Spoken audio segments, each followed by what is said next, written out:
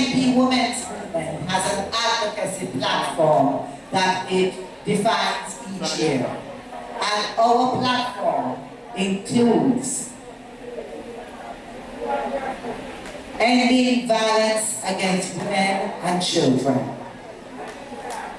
a healthy environment for women where their health and wellness is looked after, gender parity for women in political leadership for this year, but gender parity in general in Jamaica. Yes? And building stronger families. Today, we are going to have a panel discussion about two of those items: gender parity in political leadership. And comrades, as we are discussing today, we are blessed in the People's National Party because 33% of our candidates in the last general election were women. Give a clap for that. And comrades, of those 33%, 8 of the women were successful. So 8 out of 28 are successful. We are almost at 30%. And so, comrades, as we look at that landscape, and you know, whereas we have gender parity, we have it in the KCMC. We had 20 women who ran out of 40, and 10 were successful out of 20. So in the KCMC, we have gender parity in political leadership. And comrades, we have, with that scenario, we know that there is no way that as women, we could become even more powerful within our party without the partnership between our PNP Women's Movement General Secretary and our party leader. And you know, comrades, right here, so now today, we are having our conference on the birthday of Mark Jefferson Golding. So I'm going to ask this conference to sing happy birthday to Mark Jefferson Golding, and hopefully he will see when he watches later, because I'm sure he's celebrating his birthday somewhere. You ready? I can ask you, who is the singer in the crowd? Where is it? Somehow. 1, 2, 3.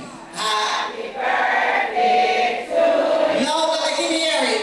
Happy birthday to you.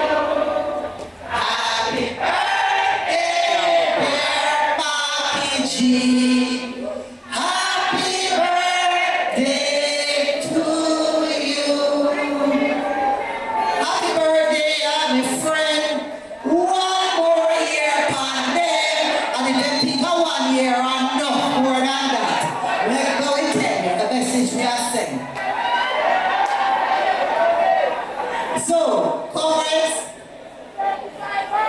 as we celebrate our comrade leader, and as we work in partnership to achieve gender parity, we will have our first panel.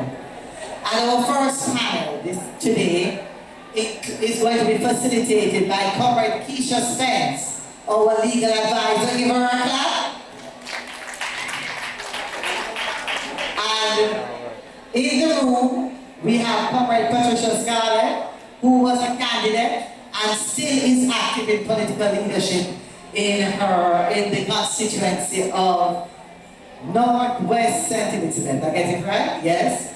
And then we also have Comrade Andrea Dehaney, who is the Deputy Mayor and Council in Hanover. And it is Hanover is the parish where we have two women members of Parliament for the 2 constituencies. And the whole of Hanover is PNP. Give them a clap.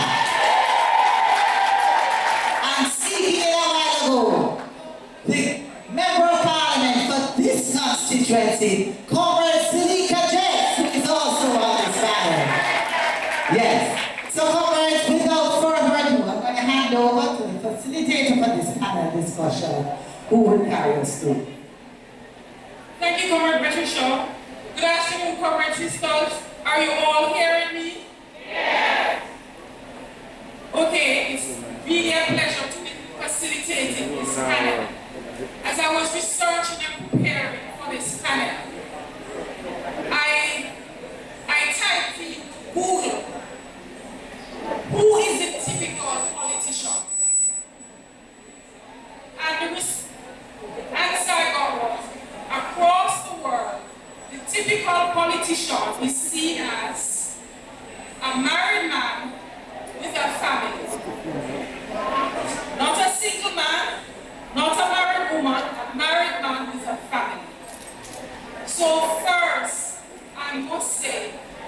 to all the women who have put up themselves for political leadership, I must congratulate you because you're breaking the seal of what we all think around the world is a politician.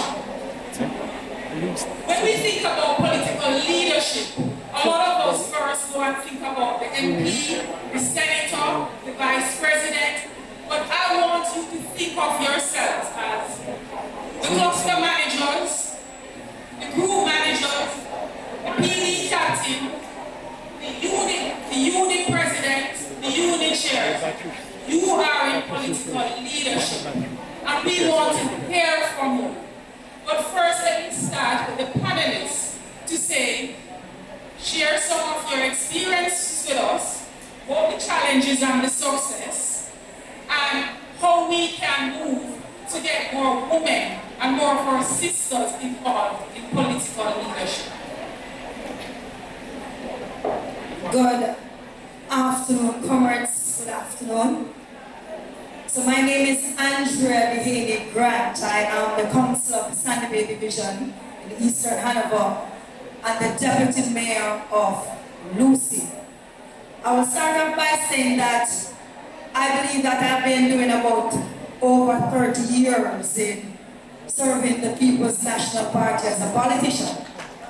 And I have been a councillor and the deputy mayor for the last 10 years. I will start off by saying that the position of coming to be the councillor, or more so to represent the Sandy Bay Division, was not an easy one. I believe more so, as we are here talking about gender parity and that how much, our females are selected and given the opportunity to be politicians, that I believe that that was one of my greatest challenges in terms of being selected to be the person to represent Sandy Bay Division. Because after serving the party for over 20 years, and I felt at that time that it was my time because Comrade Lloyd would have been the councillor for the division, and I said to myself that I would have served long enough and it would have been my time now to be the person to run the Sandy Bay Division when other persons, which I know were males, felt that it was not to be so. And because of that, I had to face 2 elections to become the candidate because they found a male person who they felt would have been a better person than I am, although I would have served my time and felt that it was indeed my time. And I had to have 2 runoffs before I was selected to be the candidate for the division.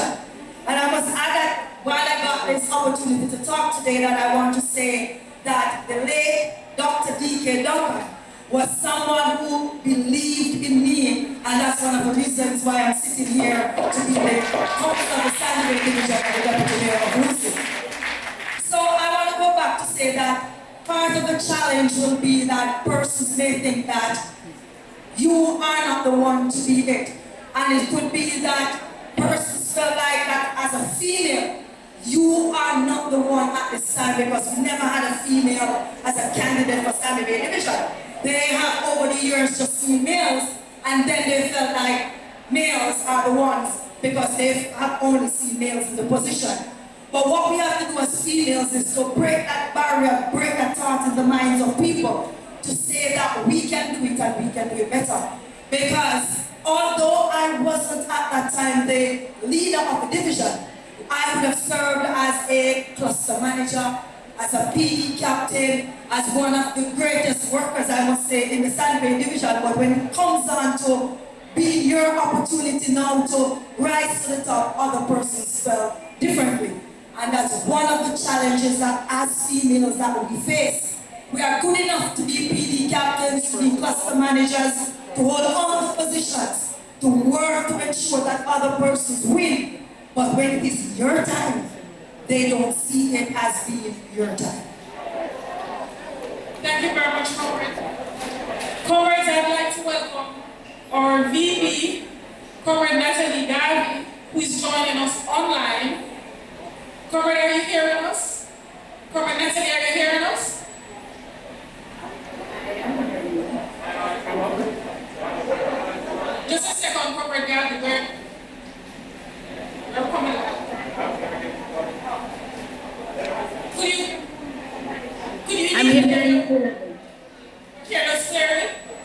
Yes.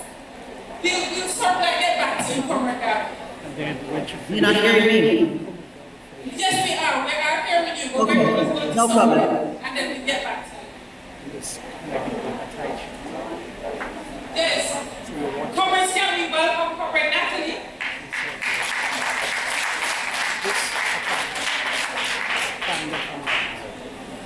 I'm going to skip the sitting MP and I'm going to go to Comrade Scarlett Forrester, who happens to be my church sister, and to ask her to share her experience.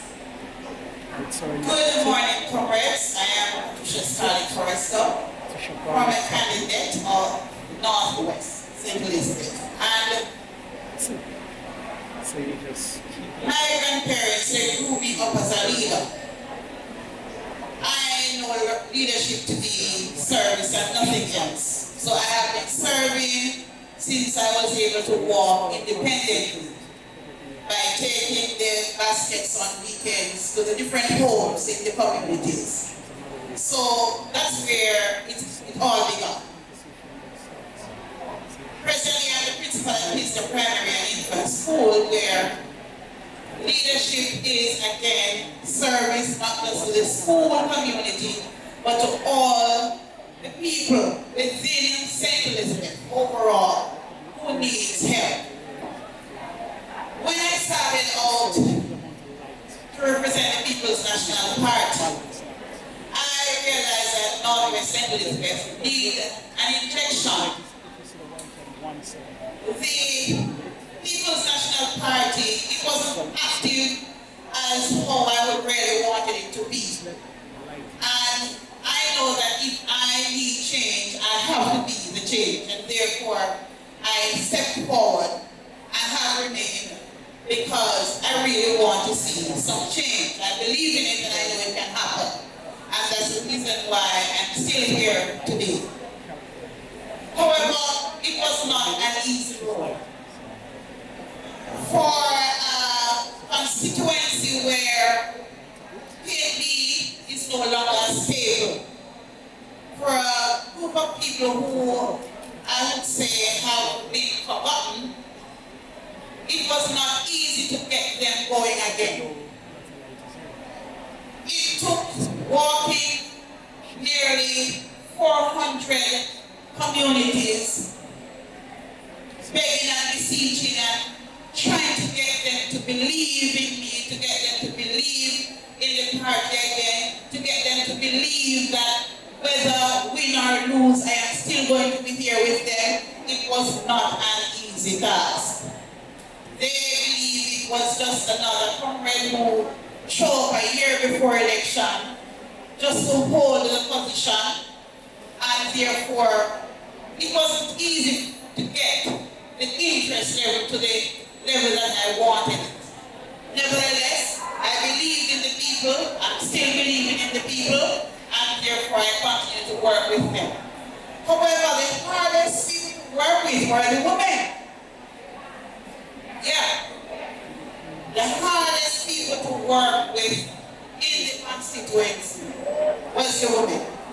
The first demonstration against me was done by a group of women. However, I was motivated by that. Motivated because it means that I was being seen, I was being heard, and for everything you do, you have to expect that there is going to be some form of obstacle. And I paid attention to service, nothing else. I wanted to serve.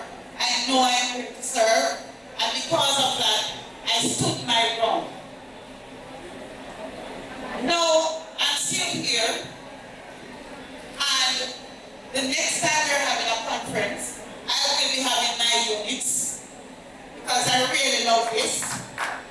I have always been encouraging women through other agencies. I work with Jamaica Social Investment Fund, SDC, and many other agencies just to empower women. There are a number of women in Northwestern St. Elizabeth who want to be a part of an organization where there is a structure, where they can be motivated, where they can learn to be the women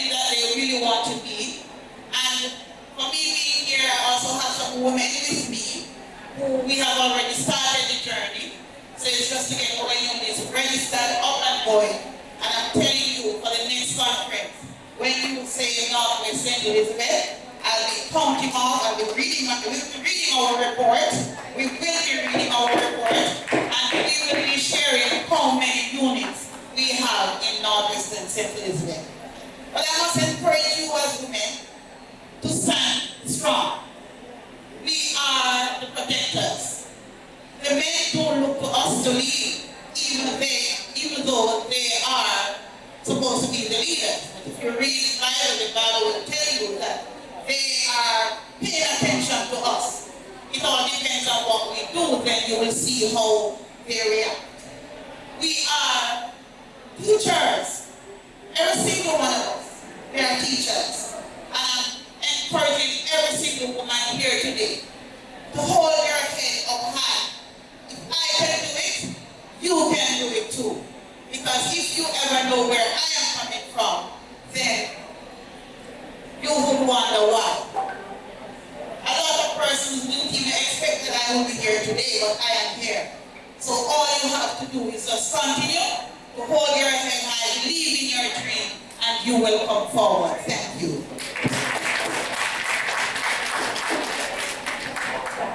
Comrade Natalie? Yes. Okay, I know you have come through the ranks of councillor, MP, now you're the vice president of the party. So you come to us with a wealth of knowledge as a woman in not just political leadership, but in representational politics at all levels. So I just want you to share with us some of your successes, because you seem to be doing it very well. So just share with us. Good afternoon, comrades. I want to acknowledge the returning president, Comrade Patricia Sutherland, and congratulate you on being returned as president for another term. And the other members of the executive as well, congratulations. And I wish you continued success. I am very appreciative of this opportunity to participate in your conference today. I was hoping to have been able to join you, but I do have another engagement on this side of the aisle later on today, so it would not be possible for me for today.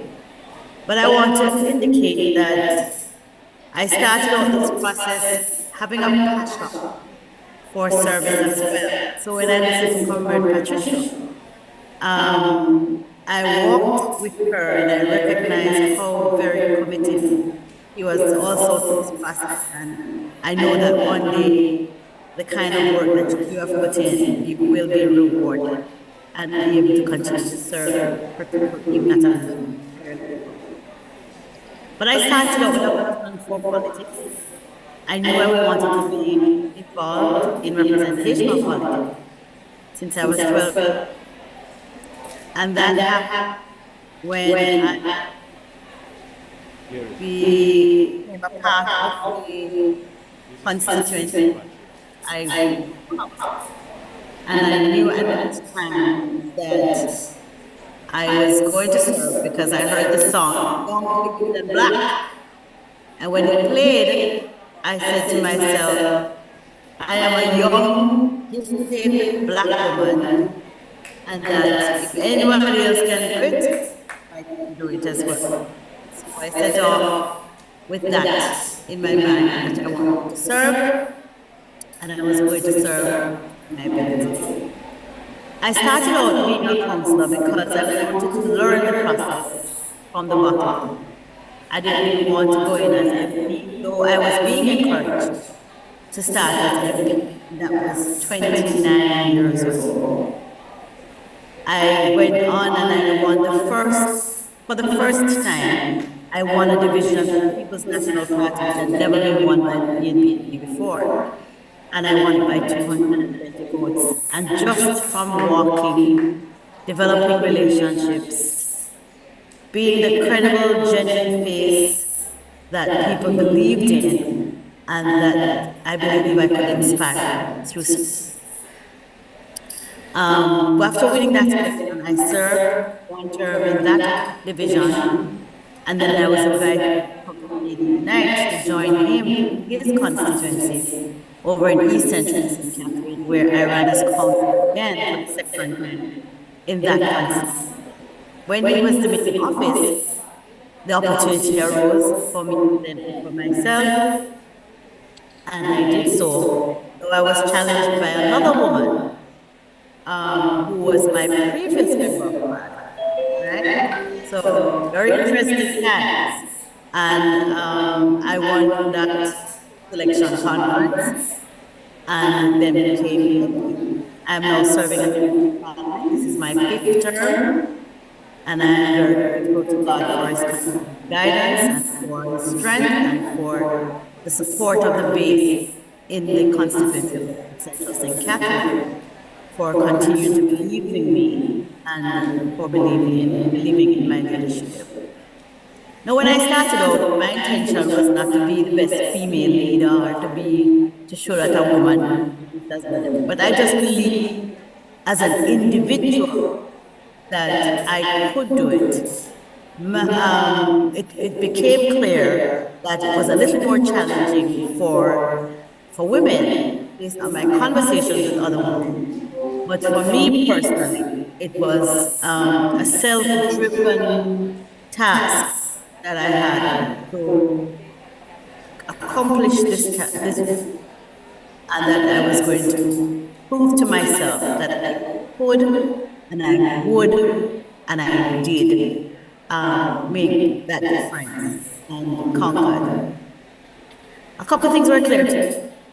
I was following the footsteps of Kate, awesome shoes, and many persons thought, such she won't be able to, sickle girl, sickle council girl, she can take over from Kate.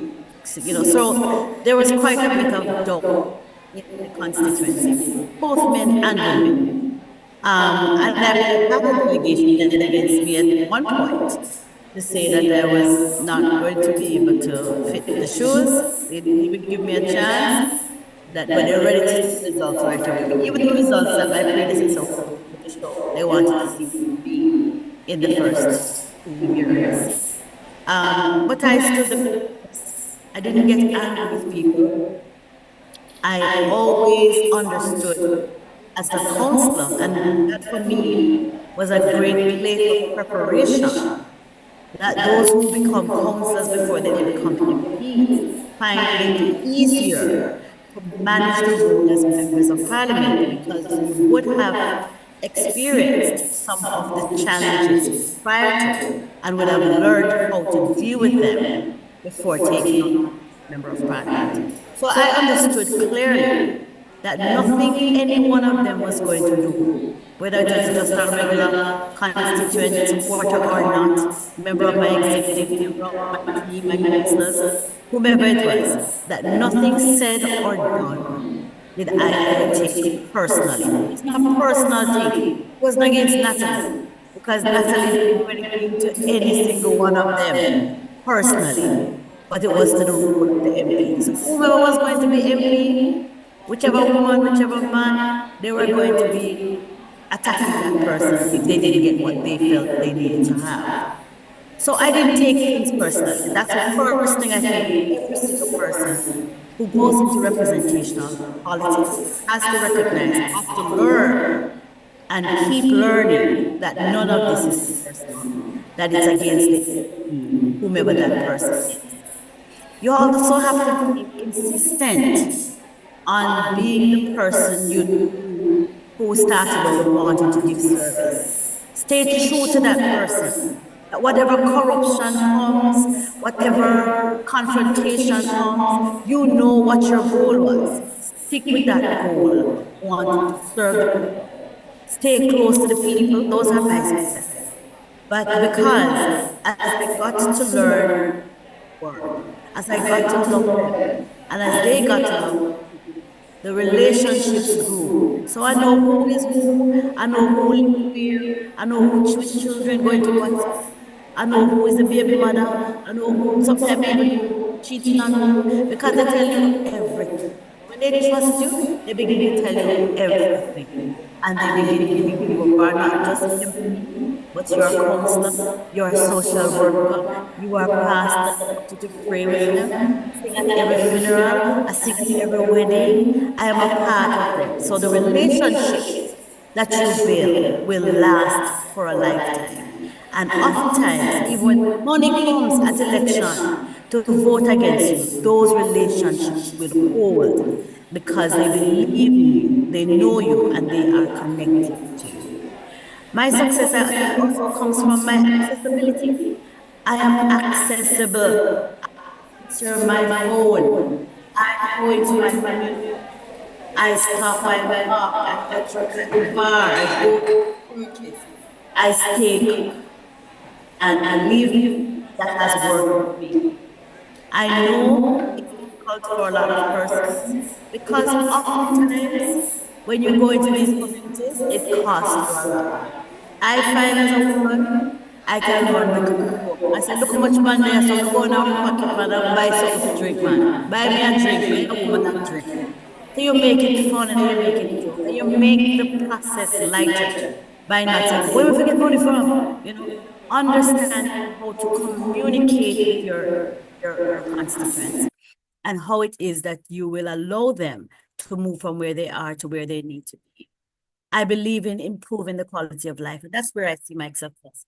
Not the 5 terms that I've had in office, not the fact that I've been Minister of Government, not the fact that I am now Vice President. None of that means anything to me until or unless I'm able to see where we have improved significantly the quality of life of the people who have mandated me. That's where I see challenges are always going to be around, and those challenges are going to come in forms. I tell people that one of the challenges for women getting into politics is starts with our party. It starts with our party identifying people, candidates who are competent. And don't say just put a woman in for the sake of putting a woman in, who are competent and people who want to serve, who love people. If you don't love people, leave this process alone. But it starts with our party because our party has a responsibility. And maybe I'm going to get knocked up for this one. But I believe, and I'm not speaking about this administration in particular, but I'm thinking going forward, and I've watched it over many years, we sometimes don't put women in the good seats. We don't put them in the seat that we know can win.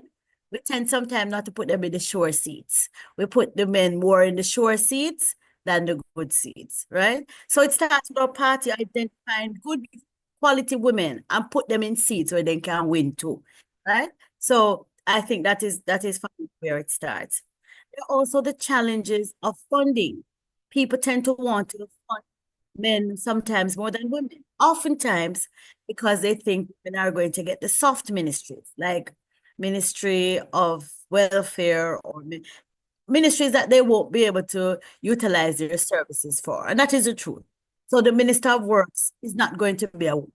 So the woman who is going to come across as that woman who can be a good Minister of Gender Affairs, Minister of Sport, Minister of Education, and those things. Those are not the people that they want to give their heavy funding to. They want to give the heavy funding to the men who are going to hold those ministries, that can provide them with the contracts that they can get and make some money. And that is the truth over the years. The experience of everybody, it is an experience that I have recognized to be something is real. I also would like to just indicate that my funding challenges have dissipated over time. When you just start, it's harder. As you get more involved, more engaged, more exposed, when you have done more networking, when people have come to recognize that you are not just here for one term, that you're here for the long haul, they tend to want to invest in you as well. So stay focused, continue to be connected to the people. I had one challenge that I think a lot of you will probably have who want to go into representational politics, and that is lowering the expectations of the people you serve. Don't know how you do it, but the expectations are so great that I know for my first timers, and Comrade Jess is there and Comrade Nikisha is online, the expectations are great. And so everybody wants it and they want it. No. Everybody want the ply, no. They want the zinc, no. They want the goat, no. They don't want to wait. Everybody want a farmer cat today. So it's a way of you getting ahead of those expectations to clearly indicate, first starting with your executive, everybody won't be served at once. And I'm asking all of you in here, community meetings, town hall meetings, please help me to identify the worst of among you. And they helped me to say, listen, Miss stay bad enough, but Miss Mary around this house stay worse. And so I said, okay, I'm going to have a work day for Miss Mary. Will you all come and help Miss Mary? And then for Miss Mary, we move to Miss Mass Jack, right? So it becomes an effort of people participating in a process that they now believe in because it is being shared with them. So I had to quickly cut out the bun and cheese thing. I mean, the bun and cheese. Bun and cheese is diabetes and it's not necessary and it costs you nearly $1 million. Money that you can use to send children to school. So I cut it out after the first year and people were very clear that it was going to flop face. I said to them, come with me, executive. I'm going to show you the 100 young people that I was able to assist with going back to school out of this bun and cheese money. Once I was able to do that the first year, and the executive was able to explain it to other members of the community, they accepted it and I was able to move on, not doing bun and cheese ever again. So in my 20 years, this next year will be 20 years. In year 1, I stopped doing bun and cheese and I'm still here, right? Security was a challenge for me because I had an individual in my constituency who came in here in the second term, who was a gangster and who believed that if he intimidated people and intimidated me, that I would run away or that I would get scared and that I would just fall by the wayside. So I had to end up getting security very early. I had security when I was minister, and then I was able to keep that security until this day because that person was such a great threat.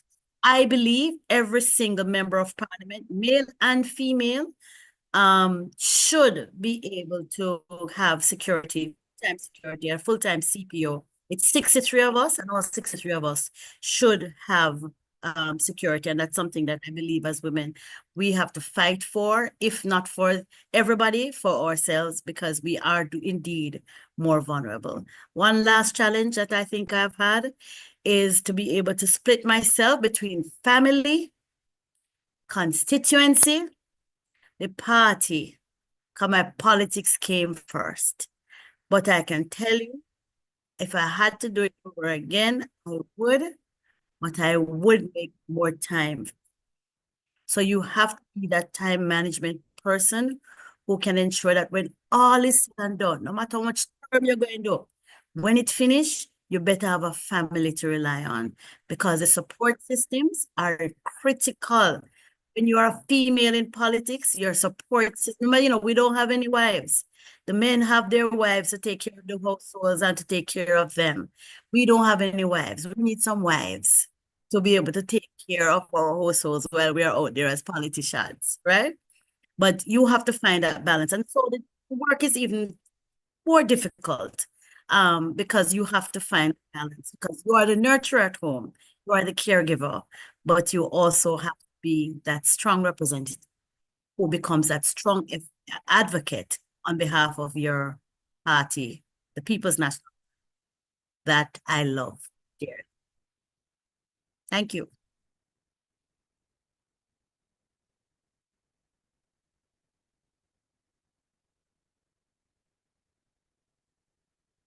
So that we can go back and re-listen. Because you have packed so much into what you have said, and you have touched, I think, all the issues. So, thank you very much. Comrade Nikisha, I think Comrade Nikisha is online. Comrade Spencer. Okay, let me go to. Yes, I am online, sorry. I'm trying to multitask and get here. But I'm here now. Hello, everybody. Hello, Comrade Maxine. I will remember you come to me August 1.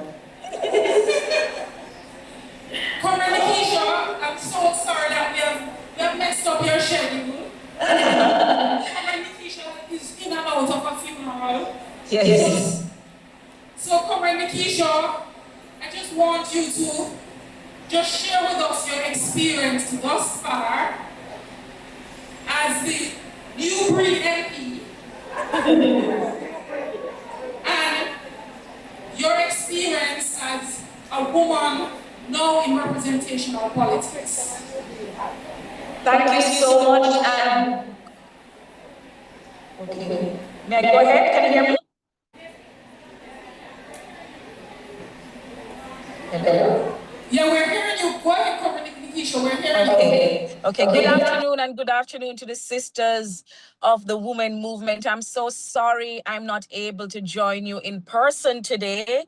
I know though that we have a bus load from South St. James and from St. James generally who've made the journey to St. Elizabeth to be there with you. So I want to big up Comrade Wyland Jarrett, Comrade Rosedom, and the rest of the team who are there with you from South St. James. Thank you for this opportunity to speak with you. And next year, I'm going to make sure I put down my orange outfit and my white outfit to make sure I be there with you in person.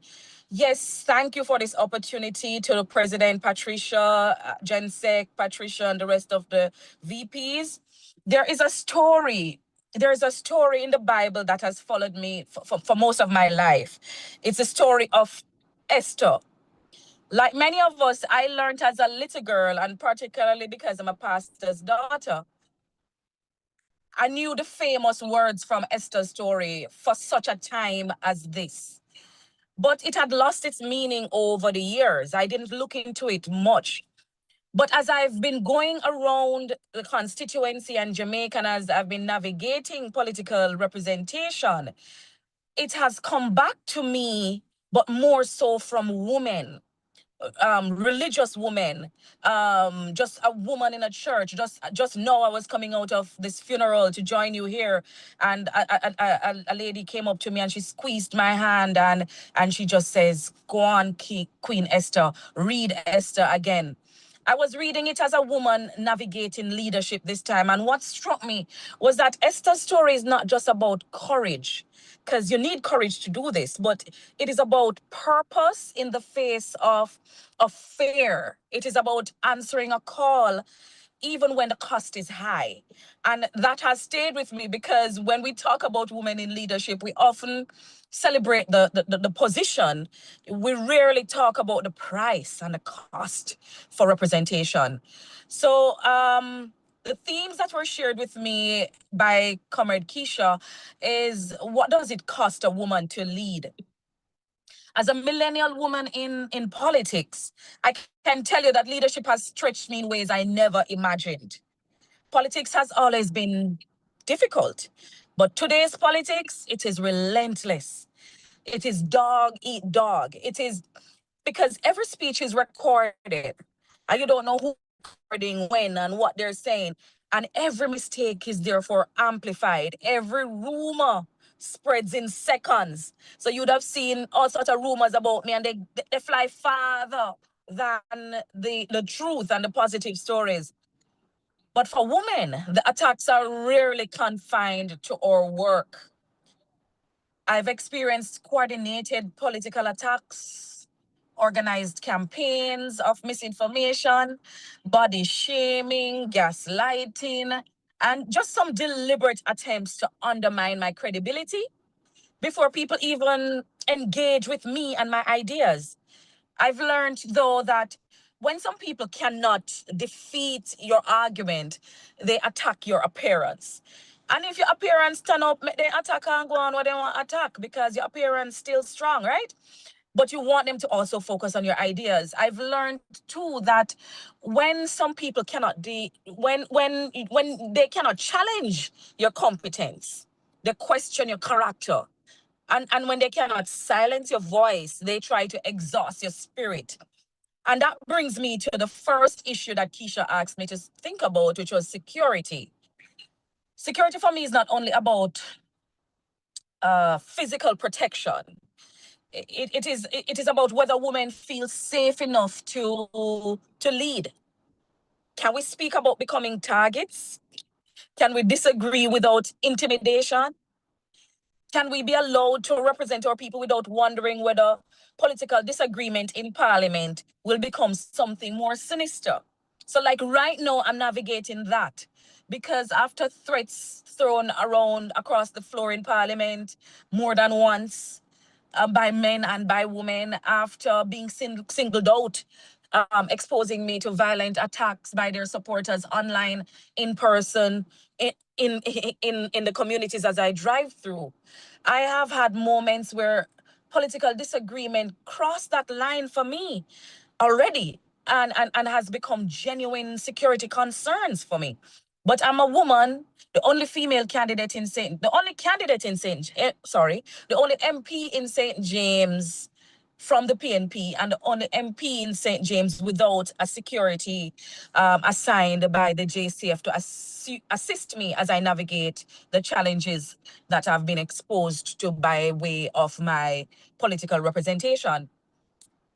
Those experiences remind me that courage is really not absence of fear, because I'm human, so there is fear. But courage is, for me, deciding that your purpose is greater than your fear. I've been telling myself that I have one life to live, and if they take it, that's it. You know, you have one life, and I have to rely on my faith and the trust in humanity to rise above political violence and antagonism, as suggested, whether implicitly or directly, by political leaders who do not appreciate my approach to representation. So women in politics, we're expected to become everybody, a little bit of everything. We have to be strong, but they want us to be not to be intimidating. You must be confident, but never too ambitious. How dare you? You must be compassionate, but never emotional. If you dare cry, it means you're weak. But they still want you to be compassionate. They want you to be assertive, but never emotional. We are expected to work twice as hard, wearing 6 inches heels, makeup as thick as paint, in the sun hot, while being judged twice as quickly as our male counterparts. As a younger woman, we often have to prove ourselves before we are even given the benefit of the doubt. It's like, let me see what she can do. Let me see what she made of before I even give her a chance to work. But there is something else I have learned on this journey. For every loud voice trying to pull me down, there have been dozens of quiet voices lifting me up. And not so quiet too, because online I'm seeing the sisters pushing back at the aggression and the harassment from the others. And I want to say thanks to those of you who are bearing us up as we do this on behalf of our country. But almost every time, those voices that are quietly supporting you, most times, they belong to women. The truth is, I have received support from many men. I mean, that's been a part of my life. But I value it deeply. But there is something uniquely powerful about sisterhood of women. When women rally around other women, it's a power that no man can defeat. There have been days when another woman simply squeezed my hand, as I told you before, when I'm walking into parliament, or take up the phone to call me and say, come in today with a steely shoulder. Don't make them see you cringe or fold under pressure. There have been moments when, before a difficult debate, before a challenging interview, when another woman quietly whispered, you've got this, and it means the world. There's no cameras, they're not doing it for applause, they're not doing it for recognition, just women strengthening women.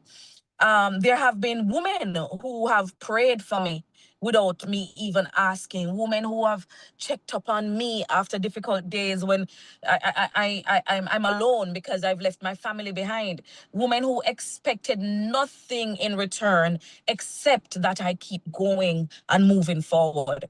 Those moments have carried me more than I can I could have ever imagined. And they have reminded me that leadership is never an individual achievement. None of us gets to where we are alone. And perhaps that is one of the greatest strengths of the women's movement. It is not simply an organization, it is a sisterhood.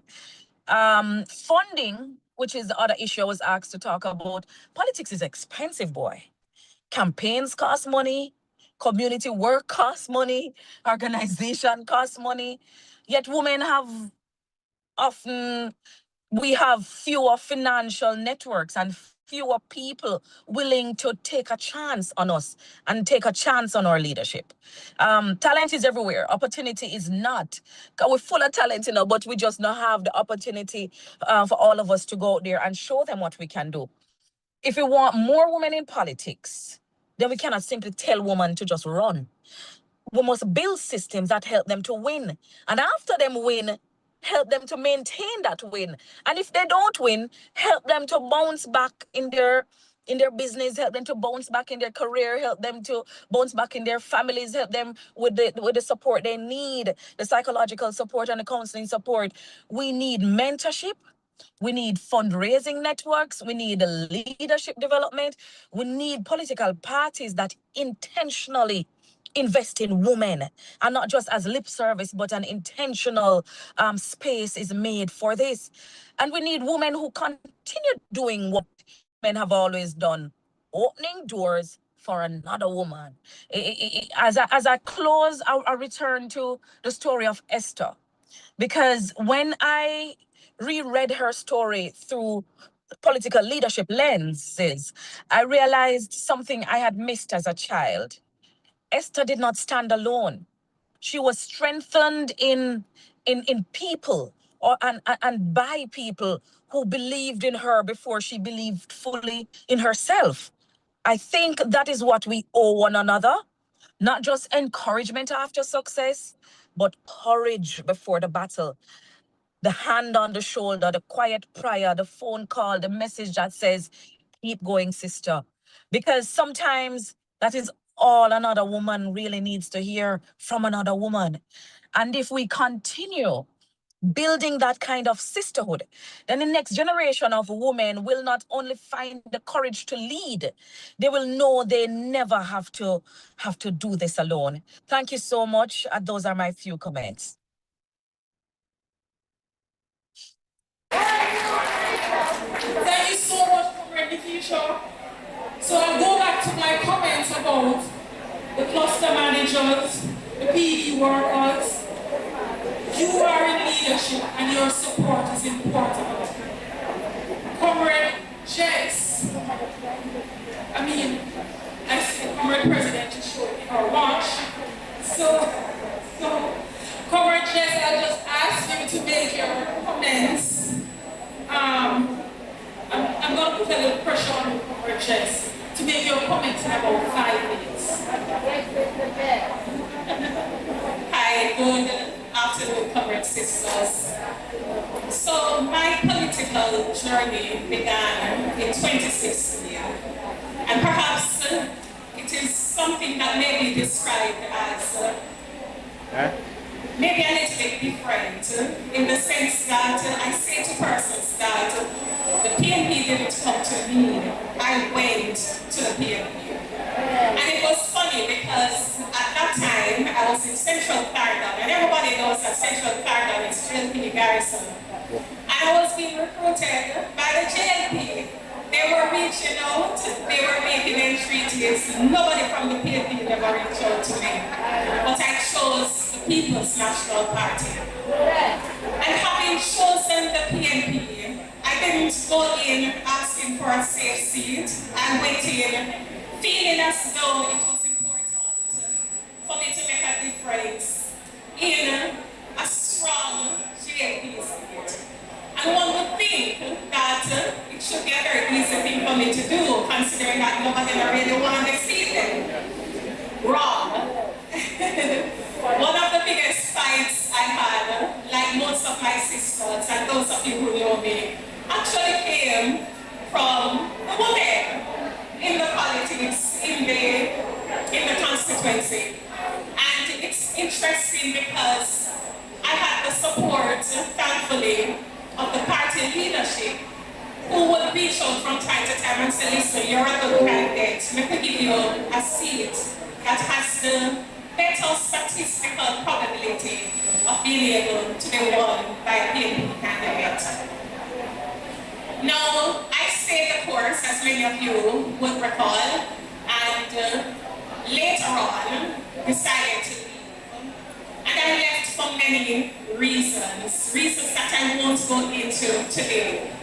But one of the more important ones, and the one that I can probably say publicly, was that I felt that as women, people don't really remember your effort.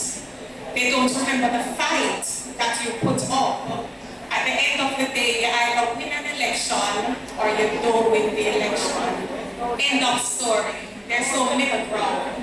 And so as women, we have to be very mindful of the nature of the politics. And you have to sometimes weigh the pros and cons and make a decision that you believe is in the best interest, because nobody not going to look out for you. And so I fast forward to St. Elizabeth.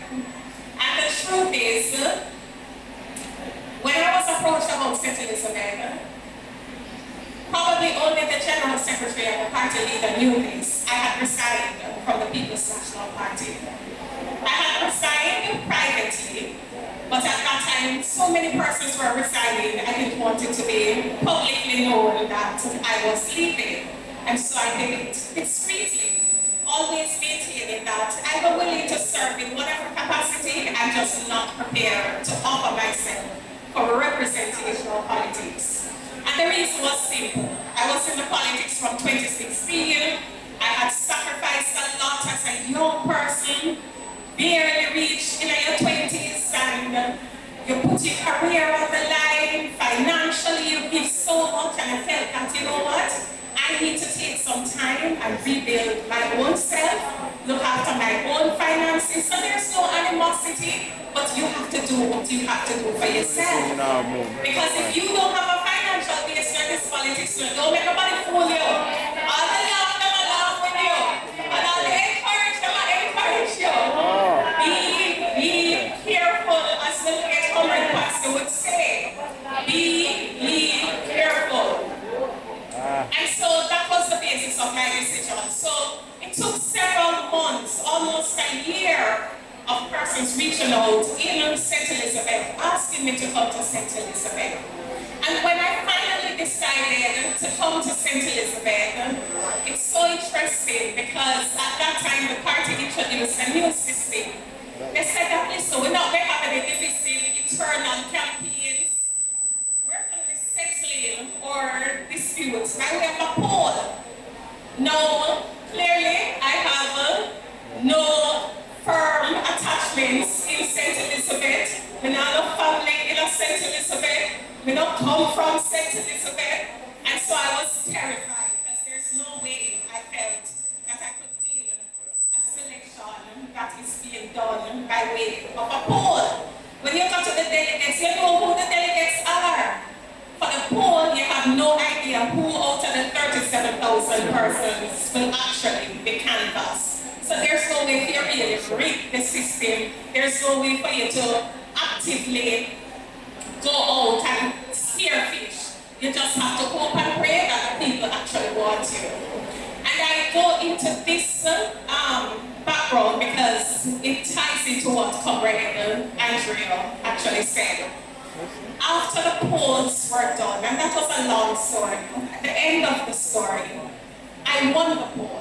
But not only did I win the poll showed that I was the only PNP candidate who could actually win the seat. And one would think that that would have been the end of the story. It was not. The goal was shift. And I remember speaking at the 2023 Women's Movement Conference. Thank you, Comrade Tiara, for inviting me there. And I remember making the point that Comrade Andrea made earlier, when you are a woman, you can't just win it once. You have to win it twice. Because after I won the poll, I was then told that no, I'm not going to a selection, delegate selection, which I found interesting because at that time, another candidate who happened to be male was placed in the same position, did a poll, didn't win the poll, but you know, the position was that boy, if them come to the seat so early and can run up on the person that they deserve to win the seat or run the seat, and that's fine. But I thought to myself, so come to me, but actually win the poll, never just run up in the poll. Why the difference in treatment? And it reminded me that as women, when they say to us that you have to be twice as good, they're not just speaking about it. You genuinely have to be twice as good, and sometimes even when you're twice as good, you're still not good enough for them eyes. Because I remember one of the strongest campaigners against me in the seat was actually from a woman, well known, somebody who I looked up to as a child. And I to this day, it pains me, even though I've moved on, when she said, tell her to campaign on her accomplishments if she has any. If she has any. And I thought to myself, imagine you, this little girl from country, who at 10 years old started high school, who at 17 started law, graduated top of your, not just top of your school, but top of the country, top the entire island in various subject matters, gain direct entry into law, become one of the youngest lawyers in Jamaica, open your own law office by 23 years old, employ people, represent Jamaica on international stage, world finalists at Worlds debating in Thailand, in mooting competitions in the US, get the top of the competition in India, and they're questioning if you had any accomplishments and you came from a woman. And so I say to us as women, because I'm grateful for that experience, because your experiences make you into the person that you are. If you don't go through the fire, you don't know how to shine like diamond. So sometimes you have to get burned in order to emerge like the phoenix. And that kind of experience challenges you.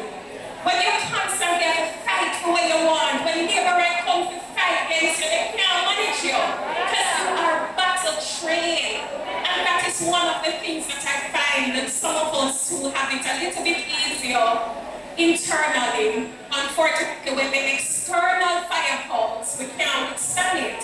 So I say this to say to you, don't shy away from the challenges. As if Comrade Angela walked in earlier.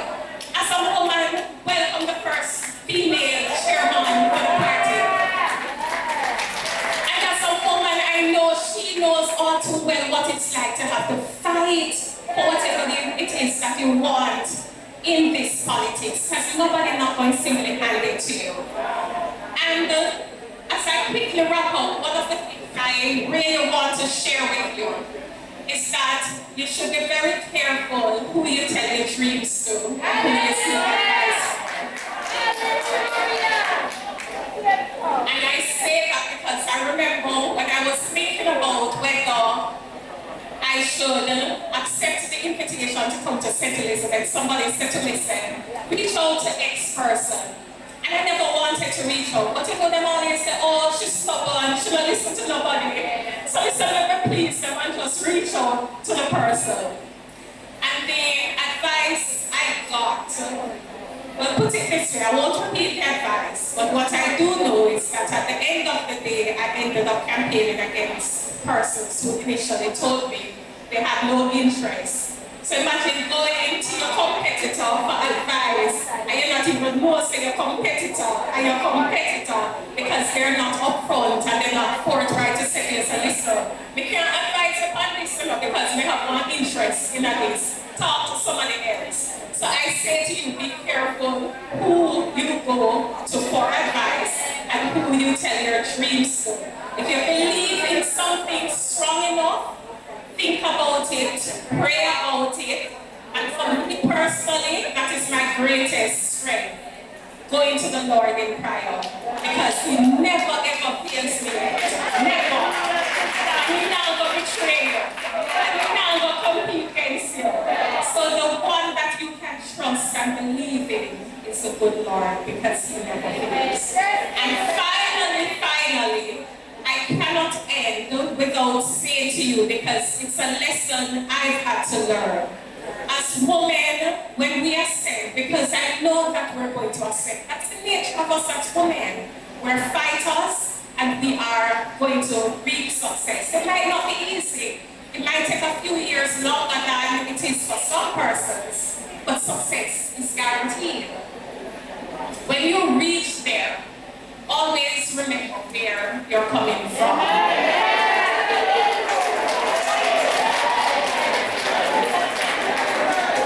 And in remembering where you're coming from, be deliberate and intentional in trying to get another woman or woman to join you in those spaces. A lot of the times, and I have to remind myself about it constantly too, because it's easy for you to get swept away by the demands on your time, on your life, on your resources. But I have to constantly remind myself that if me alone did it not make no sense at all. So you have to reach out and see how you can find ways. I chose my campaign manager to be a woman. It was deliberate. When everybody else said she had no experience, she don't know about politics. I chose a woman because women are innately good at just getting things done. And you don't have experience to get things done. So be mindful when you're in positions to reach down and pull another woman with you. Thank you so much for listening.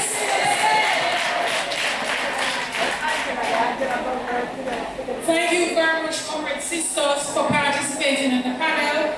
What we're going to do, we're going to have the second panel now, and then afterwards we'll have the discussion.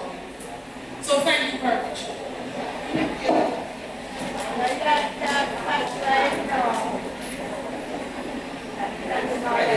Alright, so comrade sisters, you know, we know that comrade, all politicians have a lot to say, and our women are no different. But it was very instructive and very good to listen to the different experiences, because I know that we have some upcoming leaders and representatives in this room. Yes? So let us give them a round of applause and encourage our fellow female. The only thing I would say to all of our comrade representatives, like Comrade Patricia, make sure as we build each other, we also build the women's movement. It is an avenue where we can create support for other women. So, Comrade Jess, Comrade Nikisha, and Comrade Natalie, and Comrade Andrea, some of you already have units, but some of you don't. Encourage your women to become a part of the movement so we can help each other along the way. Right? So thank you all very, very much. Give them another round of applause. Now we're proud of them something. Today we have 2 new breed. Yes? And I don't even know if it's 2 new breed. I think all of the parliament now for the PNP is a new breed. Because we are all standing up. Comrade Natalie, Comrade Denise, Comrade Leader. We are all standing in a different kind of way. Because Jamaica deserves better. So clap them again. Alright, so now we're going to invite, I don't know, do we have online Comrade Dogs? Or Comrade and Comrade Blake, are they online? Okay, Comrade Kirk. Yes, you are, Comrade Dogs. Welcome, and Comrade Blake. So I'm going to invite Comrade Miranda, who is the facilitator for this session, to come forward and invite Comrade Angela Brownberg.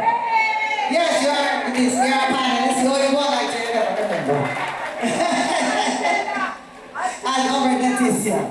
Actually, and it's Comrade Angela that introduced me to Comrade Leticia. And I want to welcome her as a new comrade to the women's movement, but who has a lot to say and has done a lot of work in this space. Please give her a welcome, a big welcome. And for Comrade Angela is only welcome back because she's at every conference and has been a constant member of the PNP women's movement.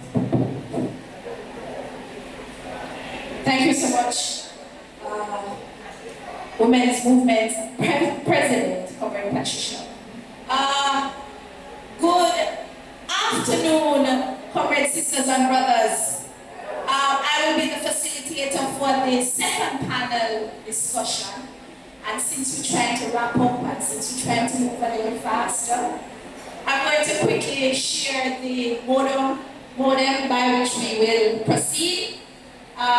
Firstly, I would love to introduce our panelists. I would love to introduce Comrade Ethne Miller Simpson to come to the panel also. Please introduce one of our former candidates in Northwest adopted women participant today. No, this young lady is really impressive. I guess all of us know the political ones, but she's a lawyer by profession. She's a former festival queen. Dr. Dawes online, is he on? Oh, you're going to edit the video. Okay, I will move along. So we'll keep it moving, let us know when he's on, so that we can share it with our audience this evening. Now, let me share the second topic for discussion. Is very important to all of us because this topic seems to be on the minds of many individuals in Jamaica today. And the topic is called Making Jamaican Families Stronger. Now, obviously we know that there has been many issues plaguing our families. And one of the challenges that we face is that the plethora of issues are so wide. But today's discussion with our panelists, we're going to focus mostly on the impact of violence on our families, and especially the impact of violence on our women in our families. And also, we're going to be looking specifically at how this impacts us being productive as family members. So listen, it's not rigid, it's not structured, but what I would love to share is that I'm going to allow each of our panelists to just give an overview about how you feel about our Jamaican families, and then maybe you can share how you view the Jamaican family in today's society, and then we can take it. So by the way, I'm going to give you a little limitation because I don't know about Keisha, but no one watch World Cup. So I'm going to ask you to just share for about 3 minutes and just be mindful that we're going into another section where we will ask some questions, some pertinent questions.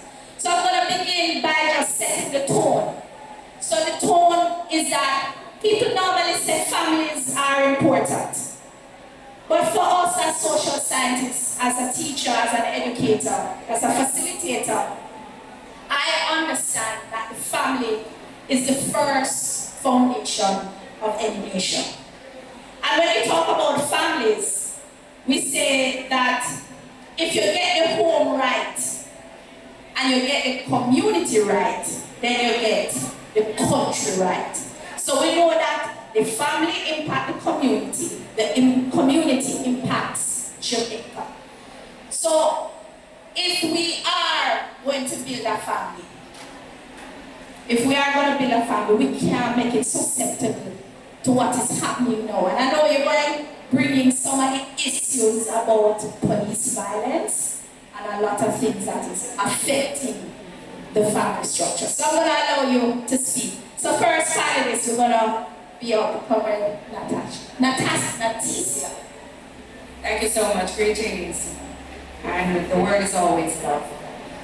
I want to start by painting a general picture, because when we talk about healthy families that leads to a healthy community and of course healthy nation, right? No.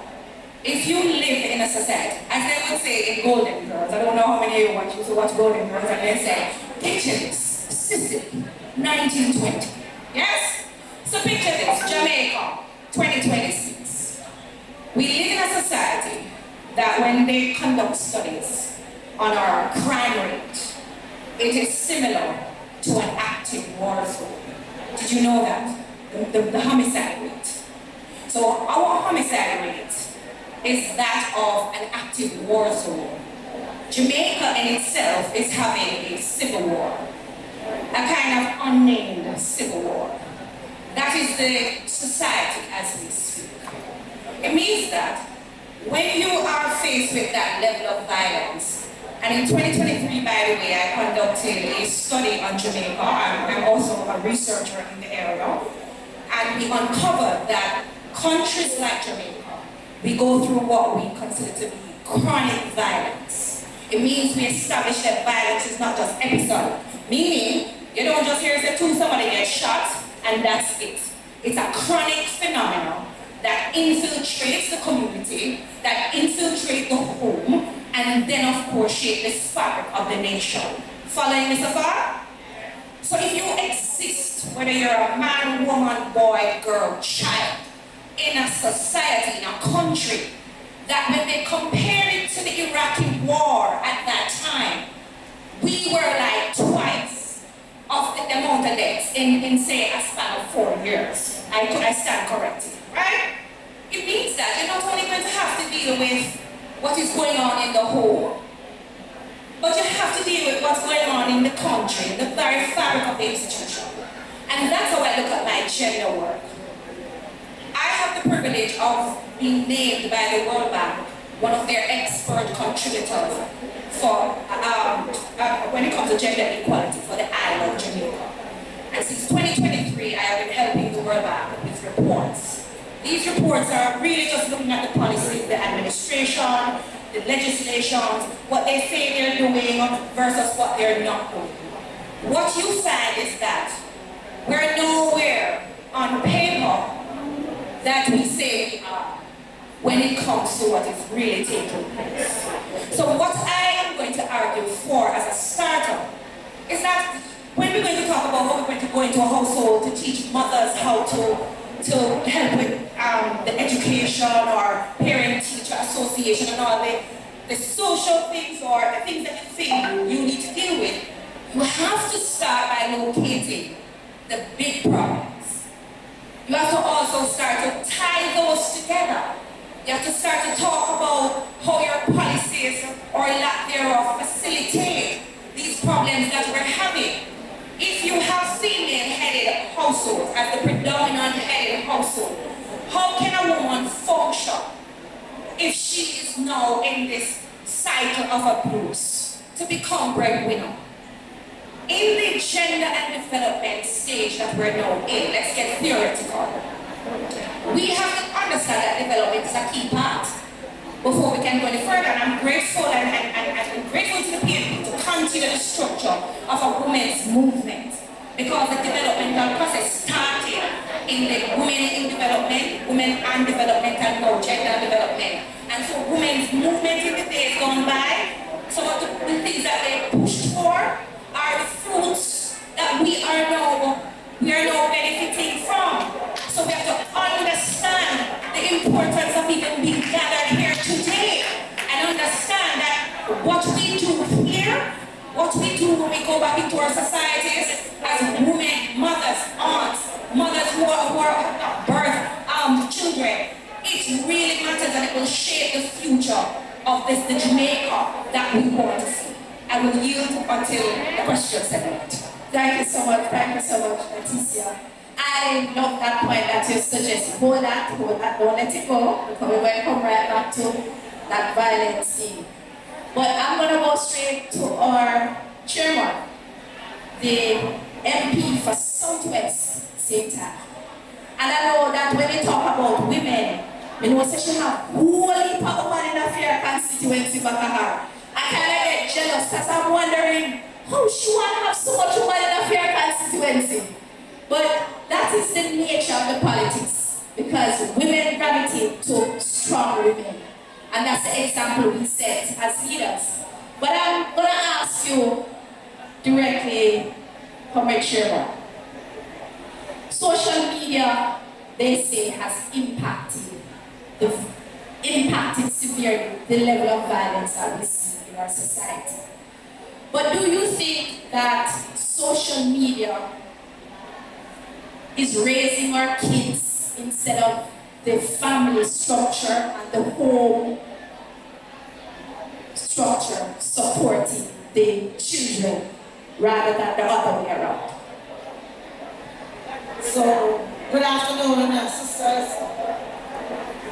Sisters, good afternoon. Sisters in the back. Okay, we're listening. First of all, I'm very pleased to be here once again to be part of this panel. The truth is that sometimes we use social media as a scapegoat, I believe. Because, yes, there are some children who are spending far too much time with the TV and the devices, and that seems to be where they are coming from. But the truth is that we have enough issues in our homes that I think we also need to deal with. Because the fact that the child is spending that much time in front of the device also speaks to another reality in the home that we have to deal with. So as I was looking at what we're talking about in terms of helping families and helping community, I thought that what I would want to really talk about is, one, how safe is the home, how healthy is the home, how healthy is the community, and on the basis of that, then we can talk about how healthy is the country.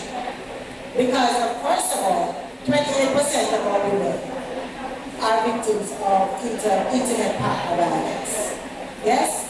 83% of them say that these incidents normally follow arguments.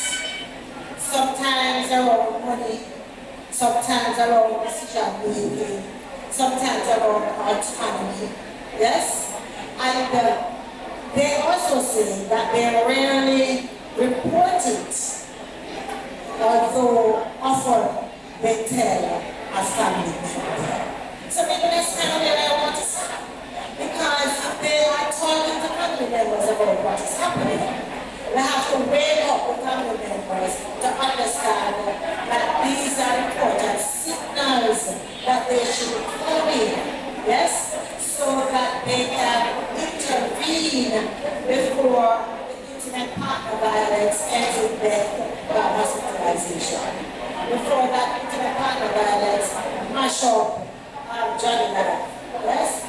Mash up Little Angie life. Yes? So that's part of what we have to do. And then when it's not that we are in the community, the police says that crime has decreased significantly. And I'm really very glad for that. Because I know that the violence in the community also impacts the family. Sisters in the back, you with me? Sisters in the back, we're just asking you to be quiet so that we can hear the kind of discussion that will benefit our families. Thank you. Thank you very much for that.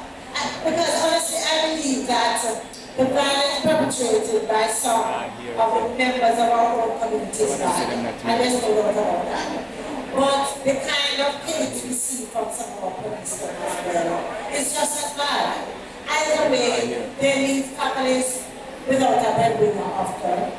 They leave families facing a trauma because sometimes the children are actually in the house, seeing and hearing the screaming and all of what is taking place. And I do not believe that we offer sufficient services and support to those children in particular under those circumstances. Thank you.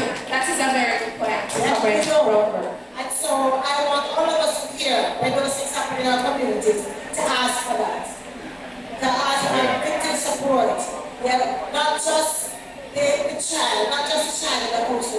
but sometimes it takes place in the community. When you go down Joanna, on the street corner, there were a number of children who were watching and we saw who had to run inside their houses. And sometimes, as they have told me, every time they close an eye, yes, they remember this feeling. A little boy said to me the first year I came, when he said he saw a man shot, I said, how you felt? He said, never feel no pain. It just when I understand how the man was holding his face and hand I walk up the road. Because he got shot in his face. And basically, part of it fell down that he was holding up.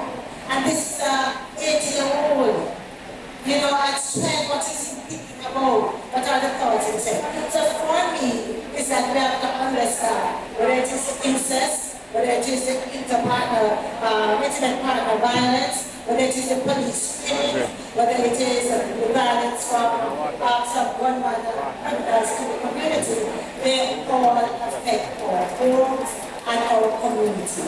And if we don't solve that, we can't solve the culture. Well said, Comrade Chairman. Now we have somebody online. Hello, Comrade Paul Blake, a man of the club. Can we welcome him, our women's movement support? Can we just welcome him to our panel discussion? Thank you for joining us. We know that you've been waiting a little while, but you came just in time. We are talking about the nature of the family and how we have to figure out ways to make the family stronger. And there are many threats to the family. But as a man of the clock, I'm going to put you on the spot. As a man of the clock, and I know that you've traveled all across Jamaica, and you hear the stories that there are different roles that different institutions play in building back the family. But the role of the church, they say, has been minor now. It's reducing. As a man of the clock, what role can the church play in building back our families in Jamaica? Sorry, repeat the last part. Good afternoon, everyone. Good afternoon, good afternoon. I was saying that what role do you think the church can play in supporting our families in building back the family in Jamaica? Oh, thank you. Good afternoon, everyone. I want to greet your president from my platform. I want to greet everybody. I want to greet you in my name, Lord and Savior Jesus Christ. You know, I just finished church, but I want to be quickly because as both a pediatric psychologist and a pastor, the church, as you said, Comrade Miranda, has often played a smaller role in strengthening family than it should. I think we have been present for like weddings, funerals, what we call baby dedication and moments of crisis. But too often we have not been consistently present in the everyday pressures that weakens family.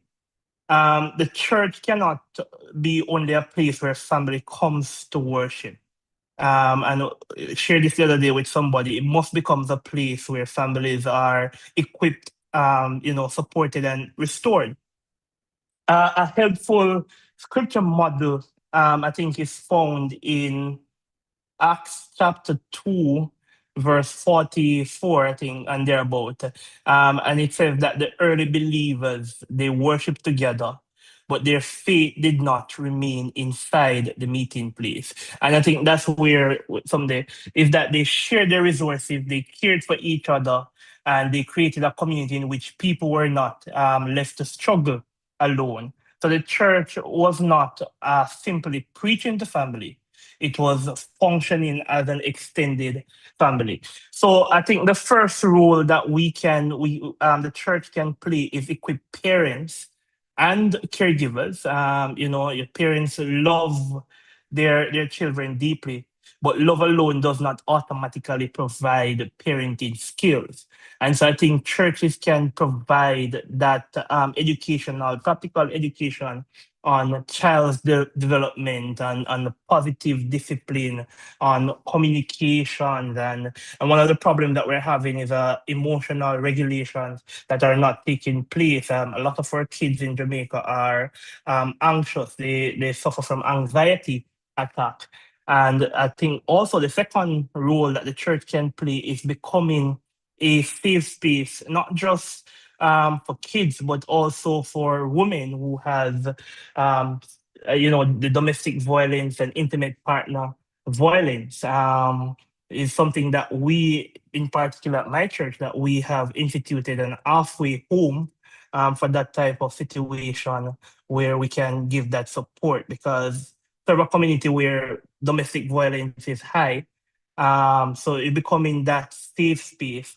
I think one of the other roles that we could play is supporting the mental and emotional health of our families. And the church is often the first place where people turns to when they want support, and when they're overwhelmed, when they're depressed, when they're grieving, when whatever difficult situation may comes up, that the church is often the place that persons turn to. I know pastors and church leaders should receive basic mental health training and in how to give that support. I think the other roles that we can think about is, engage fathers and men. I think minimal effort is done to reach men in our churches. There's not a lot of men in churches now. And so I think in engaging them and just training them to have discussion around fatherhood, mental health, anger, identity, and stuff like that. So we can definitely focus on that, and then to provide just practical support and just being that support that the family can rely on. I think often we always say, families, we must pray and pray, or we can't pray all the way out of certain situation. We need people we can talk to and giving that practical support. So those are just some of the ways that I think the church can provide and play a very important role.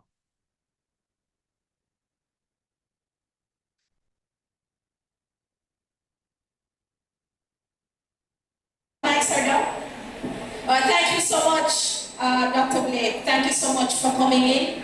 I respect your position as the leaders within church can support the family structure. Now we're going to head to Comrade Evelyn. Right over there, she was a candidate in Northwest St. Andrew. Yes, Northwest Central. I want to big up all of the women, whether they lose or win, who put up themselves for candidateship in the last general election. Because we know the challenges, face, especially women candidates. So I want to appreciate you for job well done. The dimension in which I want to kind of guide the discussion is that I know a lot of women here, they left their homes this morning, maybe some at 5 a.m. this morning, not knowing where tomorrow's dinner is going to come from, not knowing where the money is going to come from to provide even basic support for their children at home. One of the challenges the Jamaican family face right now is that they are in economic decline. The ability for them to provide genuinely for their families is in desperate need. And I think that has been one of the thriving reasons why so many of our children have gone into violence. Because they're no longer within the home, supported by the home structure. So they find elsewhere to be getting that kind of influence. What do you think can be done in our Jamaican families to help with that economic decline that we're faced with? Thank you, Comrade VP. Good afternoon, comrade sisters and the comrade brothers who are also here supporting us. I am very pleased that you went there. And I'm going to take us a little bit further. I'm going to tell you exactly what I mean. Not just a PNP hat that I wear. I'm president for an organization where we have 120 small business women that are under my care, so to speak. So economic empowerment is extremely important. And I say that because it's hard to tell a woman who doesn't know where the food is coming from to hold hands and sing kumbaya. It is very hard. And this is the party, or to come to meetings. And this is the party that has found a way over the years to have that conversation. And for a time such as this, as was said by the previous panel, this party is once again being called upon to find that way for the women of this country. When you ask me, and I say in church you don't lay hands suddenly on people, and Miranda reached across and she said, "Hey, me, can you join the panel?" You know we can't say no, right? But when she reached across and she asked me, I said, "Boy, you know, there's so much I'm going to say, and I'm going to drop it on you very quickly." One, on Friday night I got a phone call at about 11 o'clock.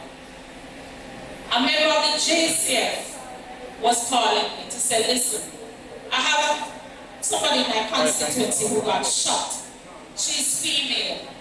This is the situation.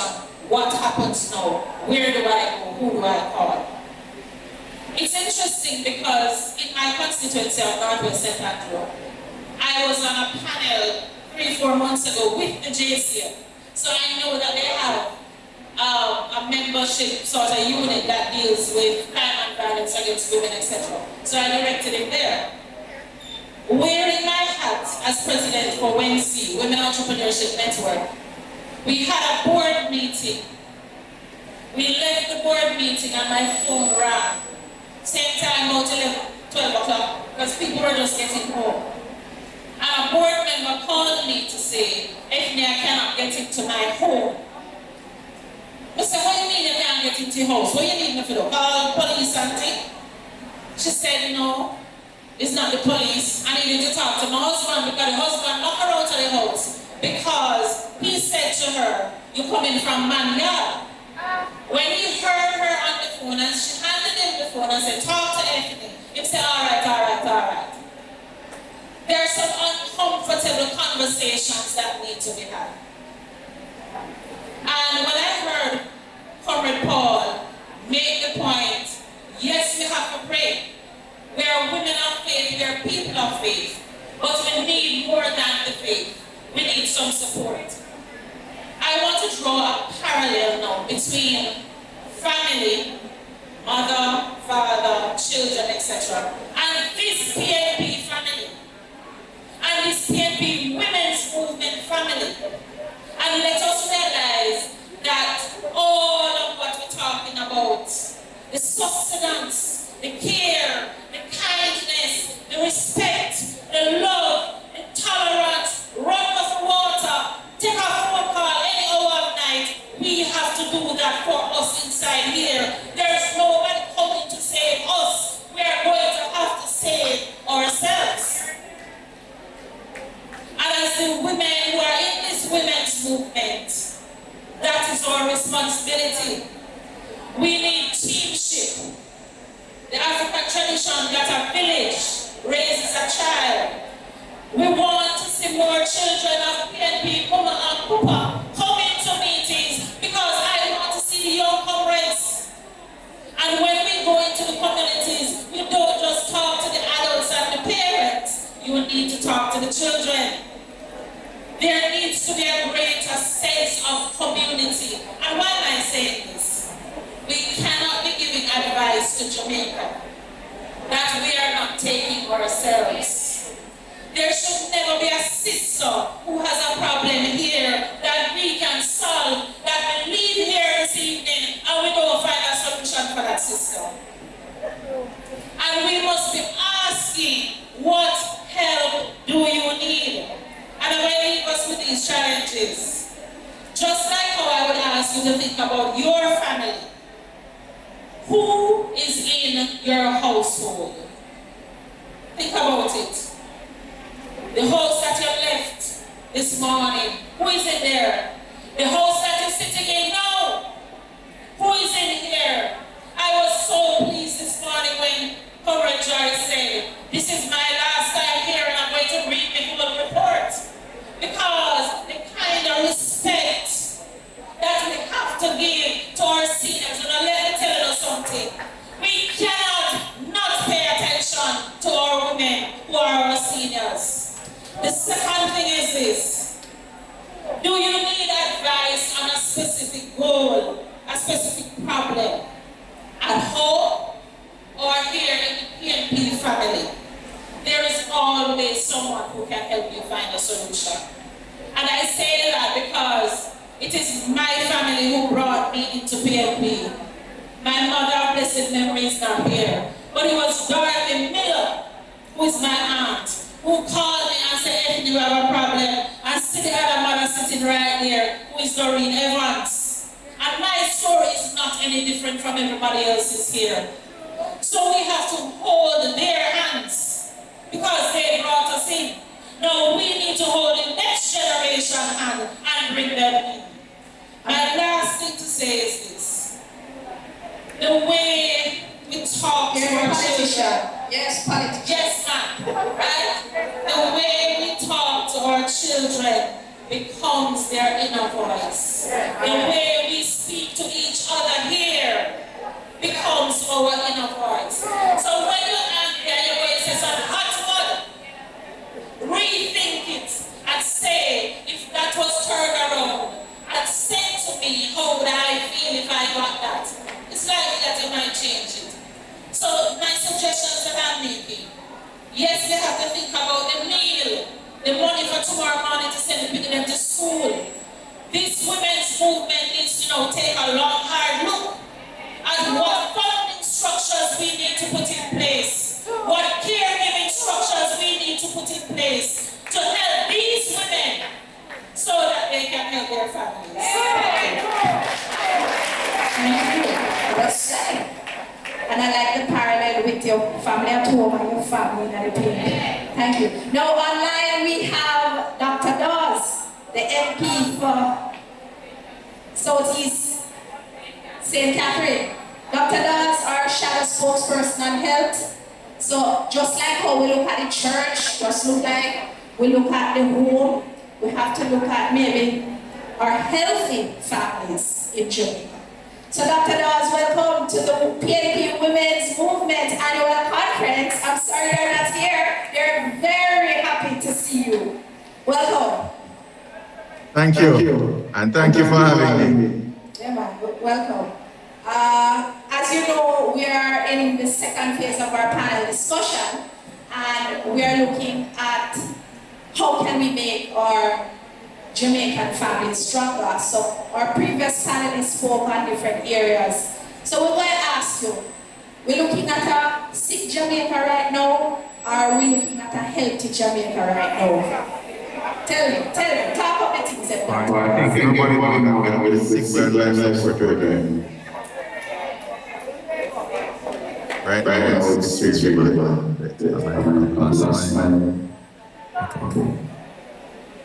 Can you hear me? We're here clearly. Yes, ma'am. All right, great. So, good afternoon, everyone. And let me just make a disclaimer. I have two teams in the World Cup, one of them never make it. The other one gone home, so anybody who think that I will make my presentation short so you can go cheer for Argentina and make a sad mistake. So, you'll sit there and listen to that. That being said, we have to look at families because the family is the nucleus of society in Jamaica. And this goes more than just saying that a family is a healthy outcome.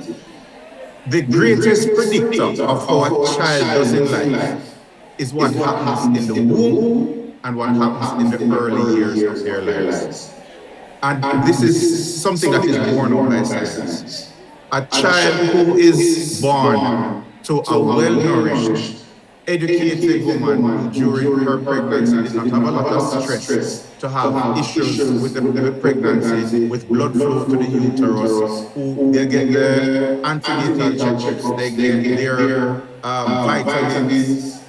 That child will be born at an advantage that is greater than to a child who is coming from a mother who is poorly fed, who is stressed out the entire pregnancy, who did not get early antenatal care. And believe it or not, that predicts the child's educational development. It predicts how well they do in life, and it predicts even if they are going to get a chronic non-communicable disease such as diabetes, high blood pressure later on. So it is no joke that antenatal care is the start of a child's future. And that is something that we're having a serious challenge with in Jamaica. You saw where we would have made the pronouncement several times that a mother giving birth today in Jamaica is more likely to die than a mother giving birth in the 1980s. Our maternal mortality rate has gone up and it keeps going up. It went down a little bit after the peak in COVID, but our mothers are dying at a more alarming rate. Children are dying. The neonatal mortality rate is higher now than when we left office 10 years ago. And of course, the children under 5 death rate is still high. We're seeing a lot of premature babies being born, and coming out of that, we're seeing a lot of neurodivergent children, meaning that they're on the spectrum, autism, Asperger's, ADHD, severe ADHD. And it is something that we are seeing right across. If you're in education, you're going to see it. If you are in social work, you're seeing it. And of course, in the hospitals as well. So we have a crisis that is taking place, and all of it is coming from something that is happening during the pregnancies and during the early years of childbirth. Following childbirth. The other thing we have to look at is what is called the ACEs score. And these are adverse child events scores. If you are in a broken family where mother and father are arguing, if somebody is an alcoholic or drug abuser, if there is some sexual violence or someone who has been arrested or being accused of some sexual crime, if there is someone who has gone to jail, if there is someone who has committed suicide or attempted, these are all adverse child events. And there's a score that you add up for each one of them. And as a result of a higher adverse child event score, you're more likely to abuse drugs when you're older, from cigarettes to alcohol to hard drugs. You're more likely to drop out of school, less likely to get a career. Financially, you're going to do worse than your peers with lower ACEs score. And of course, again, the cycle continues where you're more likely to have a dysfunctional family in the future. And you are also going to be more predisposed to the chronic non-communicable diseases, obesity, diabetes, hypertension, and so forth. So it is no joke that the early days predict you. You ever heard the saying, the child is the father to the man. Whatever you develop, and I heard Comrade Ethnic just said it, that how you speak to the child, that becomes their inner voice. It is true, because a child who learns to hide their emotions, they become an avoidant later on in life. Those who know only to lash out because that is what they're seeing all the time, that affects how they deal with one-on-one and inter workplace relationships later on in life. And all of these contribute to the issues that we're seeing right now, where a lot of broken children grow up to be broken adults, and they're the ones now running the country in the Jamaica Labour Party government. But we have to take it a little bit further than that and accept that what we are tasked with doing is to create the next generation of children who are going to lead this country. And the good and bad thing is that it is the mothers who are running the families. Bad because ideally, the good and it is a good and bad thing that it is mothers who are running the families. And we know that from anecdotal stories to say that it's always the single mothers who are carrying, which is why every Father's Day I shake my head because the mothers and forget about us fathers who are actually doing something. But when I'm in my constituency office, especially now when it's back to school, it's the mothers who are coming. When it is for assistance with the parents, it is the daughters who are coming. I can count on one hand how many fathers are coming in for assistance with their children. Our families are run by the lionesses, as I call them. And it is good that they are taking charge, but it is bad that they have to shoulder the burden so much. And we have to ask, where are the men in terms of the financial and the emotional support? It is a problem, and the strain on a woman is, I'm hoping that we are paying attention to the mental health of a woman, because they are the ones who are shouldering a lot of the stress, a lot of the anxiety. And I cannot imagine, nor would I pretend to imagine what it is like dealing with that. I mean, I can know from a male perspective what it is like to struggle, but a female's perspective is completely different. You have logical thought in terms of how you look at situations, but it is the emotional experience that shapes your value system. And I just use this story. My son now, I sent him to work on a construction site on Oluaba Road. So he's taking bus from halfway tree to Spanish Town, bus park there, and everybody looking at him funny because he just don't fit in. But he's finding his way, and he's wondering why I do that, because he can always take an Uber. But the value system that he is learning now about what is $1,000 and seeing how regular people live rather than driver dropping him off at school, that is going to shape his value system later on in life. Now, I can read about what it takes for a woman to run a family and so on, and I can empathize. But unless you are emotionally experiencing that, that is what is going to shape your value system, and nobody at all can replicate that except those who have lived a similar set of circumstances. So we have to protect our women, because they are doing a lot more to raise this family, to prevent growing children with high ACEs scores, to actually produce newborns from a womb that is healthy, from a body that is healthy, and to try and inculcate the values that they will need to make them successful later on in life. We can speak at length about the public health system. It's in shambles, and it's not going to get any better, because the CEO of the Ministry of Health is a marketer. If you are in business and your CEO is a salesman, sales department going to get all of the money. If you are in marketing, is marketing department going to get all of the money. And that is what is happening in the Ministry of Health. So we're not going to see any improvement right now, but we have to work so that the next generation can see some improvement based on the start that we give them in life. And it comes from supporting the families and the women who, unfortunately, are left to be the head of the household. So I really and truly not going to keep it too long, because I know how rabid fans can be. But that's just my 2 cents on how a healthy family leads to a more productive Jamaica, and emphasizing the importance of the women's movement in educating and supporting women as they are tasked with developing the next generation. I thank you again for inviting me. I really appreciate the consideration.